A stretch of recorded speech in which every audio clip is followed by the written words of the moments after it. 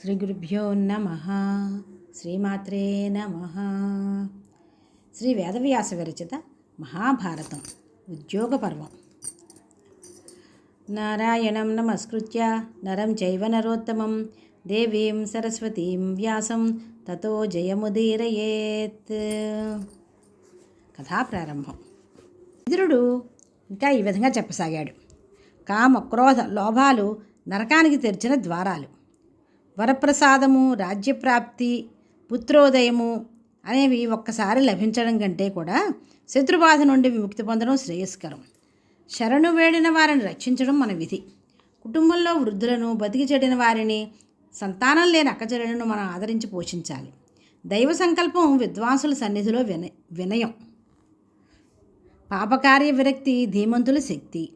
ఈ 4 మానవుని భయాలను దూరం చేయగలవు. తల్లి, తండ్రి, గురువు, ఆత్మ, అగ్ని, ఈ 5 పంచాగ్నులుగా సేవించుకోవాలి.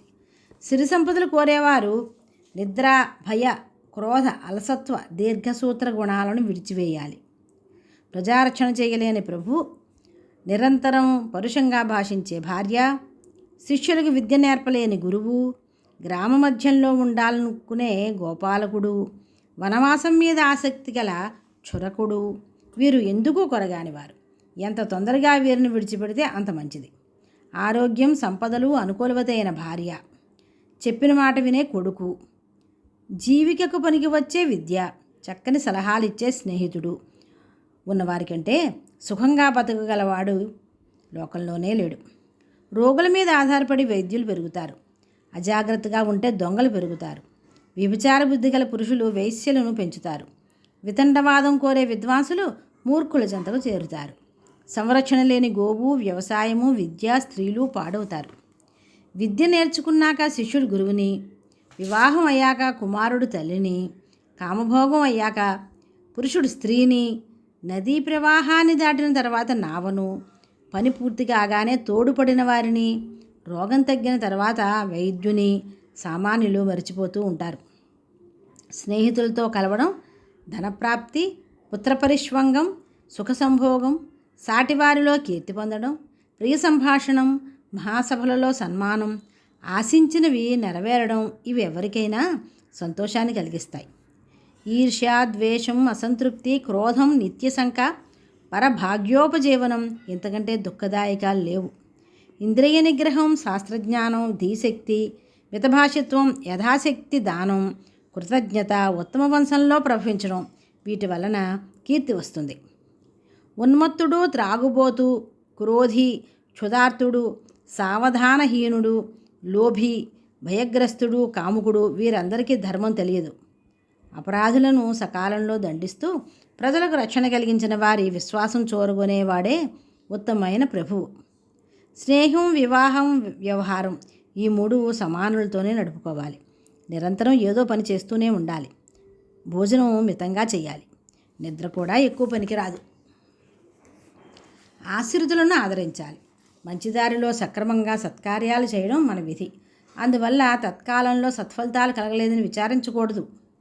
చెట్టునున్న పచ్చికాయలు కోస్తే అవి తినడానికి పనికిరావు సరికదా, వాటి విత్తనాలు కూడా వ్యర్థమవుతాయి. అందుచేత పక్వ ఫలాలనే తినాలి. అలాగే సావకాశం వచ్చే వరకు వేచి ఉండాలి. పువ్వు పాడవకుండా దానిలోని తేనె తాగుతుంది తుమ్మెద. లతకు ప్రమాదం రాకుండా పూలు కోస్తాడు మాలాకారుడు. అలానే ప్రజలకు కష్టం కలగకుండా పన్నులు వసూలు చేయాలి ప్రభువు. నిండుగా పూసిన పూలతో ఉన్న వృక్షంలా రాజు నిరంతరం ప్రసన్నంగా ఉండాలి. అంతేగాని అధిక ఫలాలు అందివ్వకూడదు. సజ్జనులు నడిచిన దారిలో సంప్రదాయం విడవకుండా నడిచే ప్రభు ఏలుబడిలో దేశం వృద్ధి పొందుతుంది. అధర్మ మార్గాన నడిస్తే నిప్పు మీద పడిన చర్మంలా దేశం ముడుచుకుపోతుంది. ఏ కులంలో పుట్టిన సత్ప్రవర్తన కలవాడు ఉత్తముడే. వ్యక్తికి శీలం ప్రధానం. అది లేనివాని జీవితమే వ్యర్థం. అధములు జీవితానికి భయపడితే మధ్యములు మృత్యుభీతితో ఉంటారు. ఉత్తములు అపకీర్తికి జంకుతారు. దరిద్రుడికి ఆకలి ఎక్కువ. వాని ఉదరంలో కర్రలు కూడా జీర్ణమవుతాయి. ధనికుడికి అజీర్ణ రోగం ఉంటుంది. మద్యపానం కలిగించే మత్తు కంటే సిరి సంపదలు కలిగించే మత్తే ఎక్కువ. ఎందుకంటే ఆ సంపదలన్నీ నశించే వరకు వాడు మత్తులోనే ఉంటాడు. మనస్సును జయించి ఇంద్రియాలను స్వాధీనంలో ఉంచుకునేవాడు శుక్లపక్ష చంద్రుని వలె వృద్ధి పొందుతాడు. ఈ దేహం రథమైతే బుద్ధి సారథి, ఇంద్రియాలు గుర్రాలు. ఆ గుర్రాలను అదుపులో ఉంచినవాడు ఉత్తమ ఫలాలను పొందుతాడు. ఇంద్రియాలకు లొంగి వక్రమార్గాన్ని నడిచే మనస్సును అదుపులో పెట్టలేనివాడు ఎందుకు కొరగానివాడే. ఎండుకర్రలతో కలిసిన పచ్చికట్టె కూడా నిప్పులో పడాలి. దుర్జనులతో మెలిగే సజ్జనుడు క్లేశాల్లో పడతాడు. హింసతో దుష్టులు, దండనీతితో ప్రభువులు, సేవాపరత్వంతో స్త్రీలు, క్షమాగుణంతో ధీశాలురు శ్రేయస్సును పొందుతారు. వాక్కును స్వాధీనంలో ఉంచుకున్న వాడు దేన్నైనా జయిస్తాడు.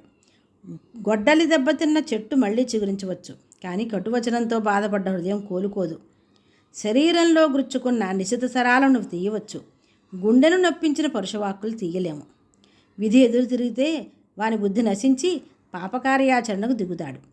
అవే వాని నాశనానికి బాటలు. మహారాజా, నీ బిడ్డలు పాండవులను ద్వేషిస్తున్నారు.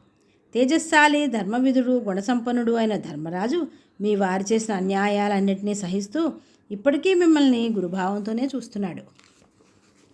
1000 పుణ్యతీర్థాలలో స్నానం చేసిన ఫలం భూతదయ వల్ల కలుగుతుంది. అంతకంటే అందరితోనూ మృదువుగా ఉండడం పుణ్యప్రదం. మీరు మీ బిడ్డలను చూస్తున్నారు. స్వస్తి. శ్రీకృష్ణ శరణం మమ. శ్రీ గురుభ్యో నమః. శ్రీమాత్రే నమః. శ్రీ వేదవ్యాస విరచిత మహాభారతం ఉద్యోగ పర్వం. నారాయణం నమస్కృత్య నరం చైవ నరోత్తమం దేవీం సరస్వతీం వ్యాసం తతో జయముదీరయేత్.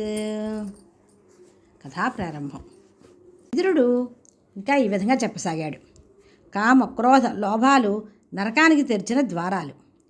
వరప్రసాదము, రాజ్యప్రాప్తి, పుత్రోదయము అనేవి ఒక్కసారి లభించడం కంటే కూడా శత్రుబాధ నుండి విముక్తి పొందడం శ్రేయస్కరం. శరణు వేడిన వారిని రక్షించడం మన విధి.